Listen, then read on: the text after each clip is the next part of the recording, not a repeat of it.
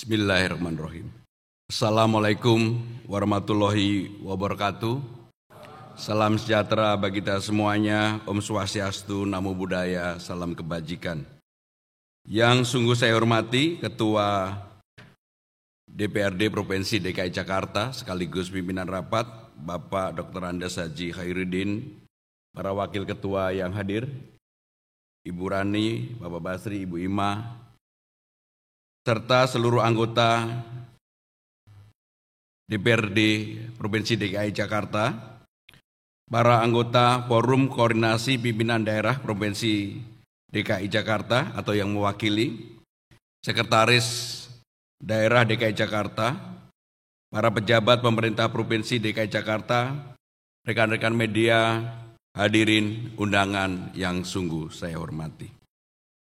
Puji syukur kita panjatkan kehadirat Allah Subhanahu wa Ta'ala, Tuhan Yang Maha Esa, atas limpahan rahmat dan karunia-Nya sehingga kita dapat hadir pada hari ini dalam rapat paripurna DPRD Provinsi DKI Jakarta dalam rangka penyampaian laporan keterangan pertanggungjawaban LKPJ Gubernur DKI Jakarta tahun anggaran 2024. Pada kesempatan pertama, perkenankan saya menyampaikan selamat Hari Raya Idul Fitri 1446 Hijriah. Mohon maaf lahir dan batin. Semoga Allah Subhanahu wa Ta'ala, Tuhan Yang Maha Esa, menerima amal ibadah Ramadan kita serta memasukkan kita ke dalam golongan orang-orang yang fitrah dan mendapatkan kemenangan. Terima kasih kepada pimpinan dan segenap anggota DPRD serta pimpinan partai politik, aparat TNI Polri, tokoh masyarakat, pelaku usaha, ormas, dan LSM, kalangan media massa, pengurus RT RW, lembaga sosial kemasyarakatan, serta seluruh komunitas dan warga yang telah berkontribusi pada pembangunan kota Jakarta tercinta. Penyampaian LKPJ tahun 2024 ini dilaksanakan dalam rangka memenuhi Undang-Undang Nomor 23 Tahun 2014 tentang pemerintahan daerah dan Peraturan Pemerintah Nomor 13 Tahun 2019 tentang laporan dan evaluasi penyelenggaraan pemerintah daerah serta Peraturan Menteri Dalam Negeri Nomor 19 Tahun 2024. LKPJ merupakan laporan penyelenggaraan pemerintah daerah selama 1 tahun yang menyangkut hasil penyelenggaraan urusan pemerintahan serta pelaksanaan tugas pembantuan dan penugasan. Rapat Dewan yang saya hormati, mengawali laporan ini, saya akan menjelaskan secara singkat mengenai indikator makro tahun 2024 yang meliputi Indeks Pembangunan Manusia atau IPM, indikator ekonomi dan indikator sosial. Indeks Pembangunan Manusia (IPM). Kinerja pembangunan manusia di Provinsi DKI Jakarta pada tahun 2024 tercatat sebesar 84,15, meningkat dari tahun sebelumnya sebesar 83,55 dan merupakan yang tertinggi di Indonesia. Seluruh dimensi pembentuk IPM DKI Jakarta mengalami peningkatan. Dimensi umur panjang dan hidup sehat yang diukur dalam indikator umur angka harapan hidup mencapai 75,99 tahun.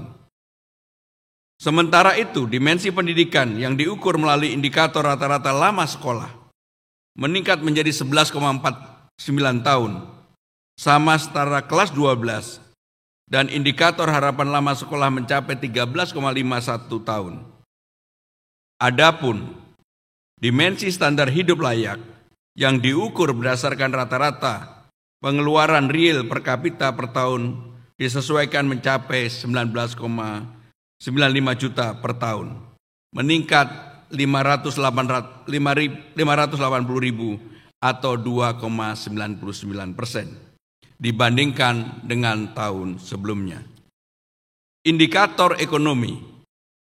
Pertumbuhan perekonomian Jakarta pada tahun 2024 berdasarkan besaran produk domestik regional bruto atau PDRB dan atas dasar harga berlaku mencapai 3.679 triliun dan atas dasar harga konstan mencapai 2.151 triliun. Kinerja ekonomi Jakarta sejalan dengan perkembangan ekonomi nasional di tengah ketidakpastian ekonomi global. Perekonomian Jakarta tetap tumbuh relatif tinggi, yaitu sebesar 4,90%, meskipun lebih rendah dibandingkan tahun 2023 yang tumbuh 4,96%. Dari sisi pengeluaran, seluruh komponen meningkat dan pertumbuhan tertinggi dicapai oleh oleh konsumsi lembaga non-profit yang melayani rumah tangga, diikuti oleh ekspor barang dan jasa. Dari sisi produksi, penyediaan akomodasi dan makan minum mencatat pertumbuhan tertinggi, diikuti oleh konstruksi serta transportasi dan pergudangan. Pada tahun 2024, inflasi Jakarta secara year on year menunjukkan fluktuasi dan tren menurun. Adapun inflasi pada Desember 2024 year on year tercatat 1,48%. Komoditas utama penyumbang inflasi diantaranya adalah emas perhiasan, beras, kue kering, dan berminyak. Yang ketiga, indikator sosial. Pada periode September 2024, tingkat kemiskinan Jakarta tercatat 4,14%. Angka ini mengalami penurunan 0,16% dibandingkan periode Maret 2024 dan turun 0,30% dibandingkan Maret 2023. Hal ini didorong oleh membaiknya beberapa indikator makroekonomi, di antaranya pertumbuhan ekonomi yang tetap stabil. Ketua, para wakil ketua, para anggota dewan yang sungguh saya hormati.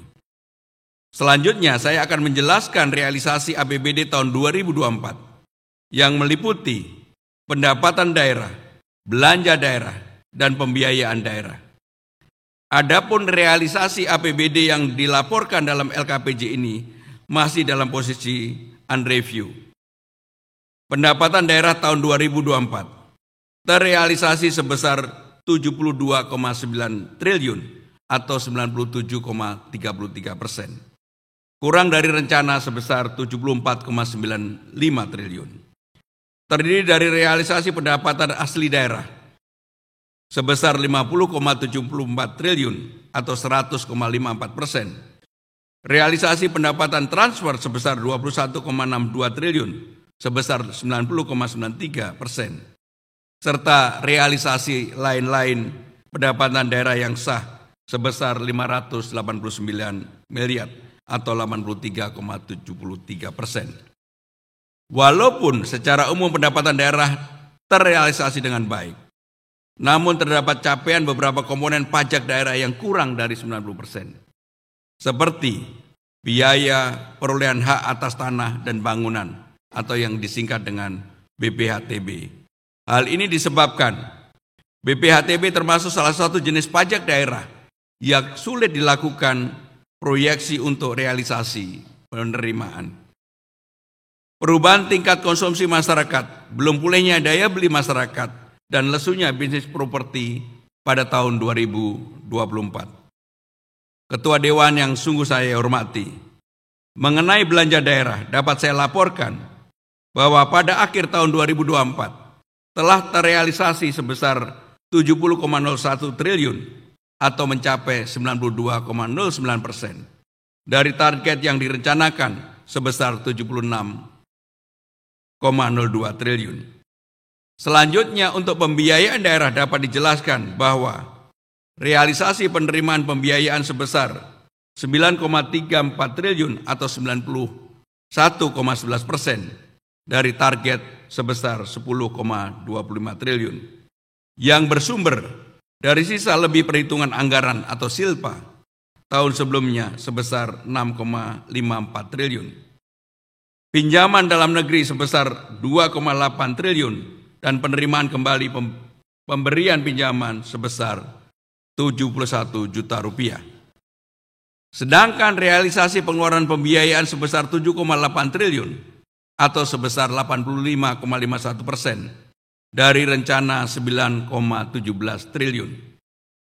Pengeluaran pembiayaan ini salah satunya dialokasikan untuk penyertaan modal pemerintah daerah kepada PT Jakarta Industrial Estate Pulau Gadung, PT Jakarta Propertindo, PT Bank DKI Jakarta, PT Mas Rapid Transit Jakarta, dan PT Pinjaman Kredit sebesar 5,98 triliun dan pembayaran pokok pinjaman dalam negeri dari pemerintah pusat sebesar 1,86 triliun. Dengan realisasi tersebut, pendapatan daerah, belanja daerah, dan pembiayaan daerah tersebut terdapat sisa lebih perhitungan anggaran atau silpa pada akhir tahun 2024 sebesar 4,43 triliun. Sidang Dewan yang kami hormati. Selanjutnya saya akan menyampaikan beberapa capaian kinerja dan hasil pembangunan berdasarkan prioritas pembangunan daerah tahun 2024 menurut urusan pemerintahan yang secara lengkap tercantum dalam buku LKPJ yang telah disampaikan. Pertama, urusan pendidikan. Tersalurkannya biaya personal, pendidikan bagi peserta didik dan keluarga tidak mampu melalui kartu Jakarta Pintar Plus dengan total penerimaan manfaat 533.649 orang. Kartu Jakarta Mahasiswa Unggul atau KJMU sebanyak 15.649 orang. Tersalurkannya dana biaya operasional pendidikan atau BOP sebesar 1,45 triliun dan bantuan operasional satuan pendidikan atau BOSP sebesar 1,99 triliun di seluruh jenjang pendidikan meliputi SD, SMP, SMA, SMK, dan pendidikan khusus. Yang kedua, urusan kesehatan, yaitu meningkatnya akses universal terhadap layanan kesehatan yang holistik, berkualitas, dan berkelanjutan dengan nilai Universal Health Coverage Service Coverage Index atau UHC-SCI menjadi sebesar 79,46% dan tercapainya indeks pencapaian SPM kesehatan berkategori tuntas sebesar 100%. Realisasi kepesertaan Jaminan Kesehatan Nasional atau JKN sebesar 98,34% dengan peserta jumlah yang didaftarkan Pemda sebanyak 4,55 juta orang. Terlaksananya peningkatan sarana dan prasarana kesehatan berupa rehab total 4 puskesmas yaitu Pacoran, Batu Ampar, Duri Kepa, dan Taman Sari. Pengadaan 13 mobil ambulan, 5 mobil non-emergency, 4 mobil ambulan golf, dan 1 kapal pelayanan kesehatan. Terlaksananya perencanaan infrastruktur kesehatan yaitu pembangunan RSUD Cakung, Puskesmas Kebayoran Lama, dan Puskesmas Cipedak, pengembangan RSUD Jagakarsa, Pesanggerahan, serta rehab total Puskesmas Pondok Pinang. Yang ketiga, urusan sosial. Program rehabilitasi sosial dengan indeks pencapaian SPM rehabilitasi sosial sebesar 99,61%. Program penanganan bencana dengan indeks pencapaian SPM penanganan bencana sebesar 99,83%. Serta pencapaian program perlindungan dan jaminan sosial dengan jumlah penerima manfaat yang mendapatkan bantuan sosial, pemenuhan kebutuhan dasar Kartu Anak Jakarta sebesar 20.272 orang. Kartu Penyandang Disabilitas Jakarta sebesar 16.884 orang, serta Kartu Lansia Jakarta sebesar 135.140 orang. Yang keempat, urusan pekerjaan umum dan penataan ruang yaitu terpeliharanya 97,30% jalan dalam kondisi mantap dan tercapainya 6,64% rasio jalur pedestrian yang dilengkapi fasilitas pendukung pada lokasi transportasi massal.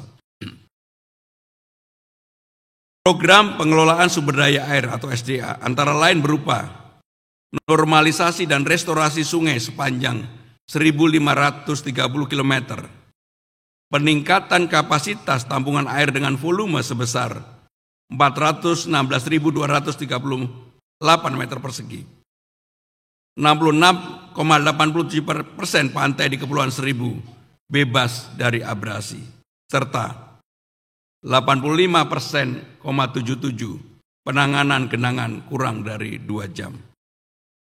Program pengelolaan dan pengembangan sistem air limbah, yaitu peningkatan akses layanan air limbah aman mencapai 21,77%. Dengan kapasitas debit air limbah yang terolah sebesar 1.666 meter kubik per hari. Program pengelolaan dan pengembangan sistem penyediaan air minum, yaitu peningkatan akses layanan sumber air minum aman pempipaan mencapai 70,03% dengan kapasitas pengelolaan sebesar 21.596,86 liter per detik. Yang kelima, urusan perumahan dan kawasan pemukiman, yaitu program pengembangan perumahan antara lain dengan telah selesaikannya pembangunan hunian layak berupa rumah susun sederhana, sewa rusunawa di Jakarta, serta telah terhuninya sebesar 86,9% dari seluruh rusunawa yang ada di Jakarta. Program peningkatan prasarana, sarana dan utilitas atau PSU, yaitu menurunnya persentase lingkungan pemukiman kumuh menjadi 6,46% melalui upaya peningkatan dan perbaikan kualitas kawasan pemukiman dengan total kawasan pemukiman yang ditata seluas 1.813,15 hektar di 6 wilayah administrasi. Yang keenam, urusan lingkungan hidup. Capaian indeks kualitas lingkungan hidup sebesar 56,39 atau 101,73% telah melampaui target kinerja. Capaian presentasi penurunan emisi gas rumah kaca sebesar 29,9% atau 101,97% telah melampaui target kinerja. Program pengelolaan persampahan dengan realisasi 99,65%, sampah terkelola dengan rincian 28,06% pengurangan sampah di kota dan 71,59% penanganan sampah. Sementara itu, kapasitas sistem penanganan sampah yang ada meningkat menjadi 3.270 ton per hari. Program pengelolaan keanekaragaman hayati atau KEHATI antara lain mewujudkan peningkatan persentase ruang terbuka hijau mencapai 5,35% atau setara dengan seluas 3.446,13 hektar. Melalui pembangunan 10 lokasi RTH taman, 3 lokasi RTH hutan, 1 lokasi RTH makam, dan penyediaan 6.504 peta makam baru. Urusan perhubungan yang ketujuh, tercapainya target perjalanan penduduk menggunakan moda transportasi publik yang mencapai 20,97%, dan peningkatan titik integrasi antar moda sebanyak 26 titik.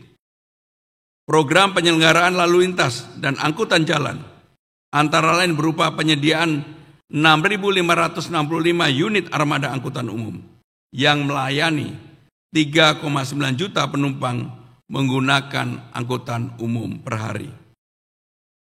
Pembangunan MRT fase 2A Bundaran HI Kota dengan perkembangan pembangunan mencapai 84,45% per Desember 2024. Yang kedelapan, urusan pariwisata, yaitu program peningkatan daya tarik destinasi pariwisata dan program pemasaran pariwisata dengan capaian jumlah wisatawan yang mencapai 34,1 juta orang.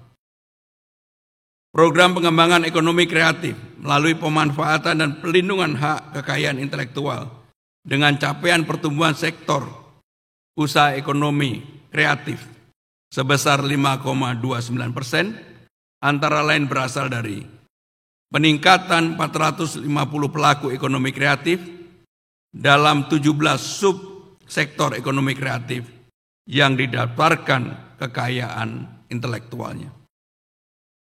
Yang kesembilan, urusan koperasi, usaha kecil dan menengah. Program pengembangan UMKM berupa peningkatan persentase UMKM Jakarta Entrepreneur yang terdigitalisasi menjadi 82,63%. Program pemberdayaan dan perlindungan koperasi berupa peningkatan pertumbuhan volume usaha koperasi sebesar 4,62%. Yang ke-10, urusan tenaga kerja. Tingkat pengangguran terbuka sebesar 6,21% pada Agustus 2024 menurun 0,32% dibandingkan dengan Agustus tahun 2023. Program penempatan tenaga kerja berupa 1.669 pencari kerja yang mendapatkan pekerjaan melalui job fair atau bursa kerja yang dilaksanakan di 5 wilayah kota administrasi. Ke-11, urusan pangan. Tercapainya indeks ketahanan pangan sebesar 91,91 dari 100. Program penanganan kerawanan pangan berupa tercapainya 100% wilayah tahan pangan. Ke-12, urusan penanaman modal. Realisasi nilai investasi sebesar 241,9 triliun rupiah. Program pelayanan penanaman modal berupa fasilitasi, pelayanan terpadu perizinan dan non-perizinan berbasis sistem online single submission kepada 332.035 pelaku usaha. Ke-13, urusan komunikasi dan informatika. Capaian indeks SPBE tahun 2024 mencapai 4,46 atau setara dengan prediksi memuaskan. Program pengelolaan aplikasi informatika dengan pengoperasian cek Wi-Fi pada 2.000 titik. Yang ke-14, urusan kepegawaian. Program kepegawaian daerah dengan capaian indeks sistem merit tahun 2024 sebesar 350,5 dengan kategori sangat baik. Di antaranya melalui pengelolaan assessment center untuk memetakan profil kompetensi pegawai sebanyak 3.119 pegawai. Pelantikan dan pengambilan sumpah bagi struktural sebanyak 1.187 jabatan administrator dan 622 jabatan pengawas, serta pemenuhan SDM sesuai dengan kualifikasi dan kompetensi melalui pengangkatan 1.613 orang pegawai pemerintah dengan perjanjian kerja atau P3K. Dan rekrutmen CASN secara terbuka dengan total 9.239 formasi yang meliputi 4.413 CPNS, 4.826 P3K. Pemberian penghargaan bagi 3.878 ASN serta pengelolaan pendidikan lanjutan bagi 110 ASN. Ke-15, urusan ketentraman dan ketertiban umum serta perlindungan masyarakat. Program peningkatan ketentraman ketertiban umum berupa penyelenggaraan perkada terkait ketentraman dan ketertiban umum mencapai 95,19%. Program penanggulangan bencana berupa terpenuhnya kebutuhan dasar pengungsi dalam waktu 1,24 jam, serta pendampingan dilaksanakan pada pasca bencana. Program pencegahan penanggulangan penyelamatan kebakaran dan penyelamatan non-kebakaran berupa tercapainya target pencegahan pemadam kebakaran dan penyelamatan. Ketua, Wakil Ketua, para anggota Dewan yang sungguh saya hormati. Selanjutnya saya informasikan hal-hal yang berkaitan dengan penyelenggaraan dekonsentrasi dan tugas perbantuan. Pada tahun 2024, pemerintah Provinsi DKI Jakarta menerima dana dekonsentrasi yang berasal dari 10 kementerian lembaga dengan total anggaran 18,59 miliar. Dengan realisasi sebesar 16,93 miliar atau 91,10%, dan dilaksanakan oleh 8 perangkat daerah. Selain itu, Provinsi DKI Jakarta menerima dana tugas perbantuan dari 5 kementerian dengan total anggaran yang diterima sebesar 4,90 miliar dengan realisasi sebesar 4,19 miliar atau 85,08%. Yang dilaksanakan oleh Dinas Ketahanan Pangan, Kelautan dan Pertanian, Dinas Pariwisata dan Ekonomi Kreatif, serta Dinas Perindustrian, Perdagangan, Koperasi, Usaha Kecil dan Menengah. Ketua, para wakil ketua, dan para anggota Dewan yang sungguh saya hormati. Laporan ringkas yang dibacakan pada forum ini merupakan intisari dari buku LKPJ yang telah diserahkan oleh pihak eksekutif sebagai wujud nyata kerjasama dan komitmen kuat dari jajaran pemerintah daerah, DPRD maupun masyarakat untuk kesejahteraan warga DKI Jakarta. Oleh karenanya, sinergi yang telah tercipta perlu dipertahankan, bahkan ditingkatkan untuk masa-masa yang akan datang. Akhirnya, saya ucapkan terima kasih dan penghargaan yang setinggi-tingginya kepada pimpinan dan segenap anggota Dewan atas perhatiannya. Semoga Tuhan Yang Maha Esa senantiasa memberikan bimbingan dan petunjuknya kepada kita semua. Wassalamualaikum warahmatullahi wabarakatuh. Om Santi Santi Om, Namo Buddhaya.